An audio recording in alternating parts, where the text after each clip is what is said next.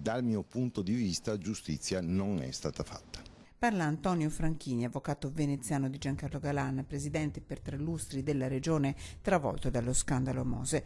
Un anno fa la richiesta della procura lagunare, il 22 luglio per lui si aprono le porte del carcere di Opera a Milano dopo un tesissimo voto alla Camera.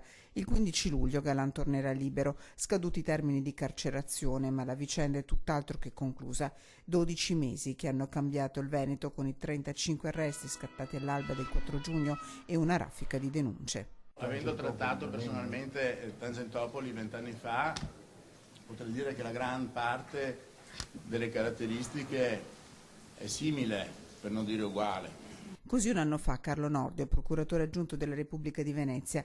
Quel mercoledì in carcere finiscono l'ex assessore regionale ai trasporti Renato Chisso, il consigliere regionale PD Giampiero Marchese, ex magistrati LEACO, un generale della Guardia di Finanza. Agli arresti domiciliari nel suo palazzo affacciato sul Canal Grande anche il sindaco di Venezia Giorgio Orsoni.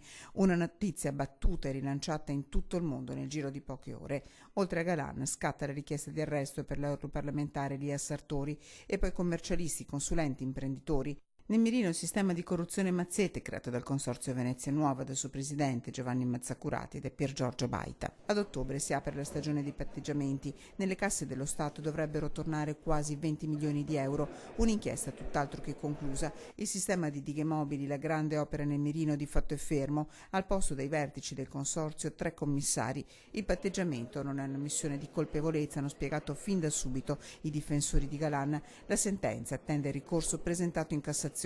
La giustizia, secondo Franchini, aspetta. Quello che resta, a distanza di un anno nei difensori, ma credo anche nello stesso Galan, è un senso di amarezza e di incompletezza.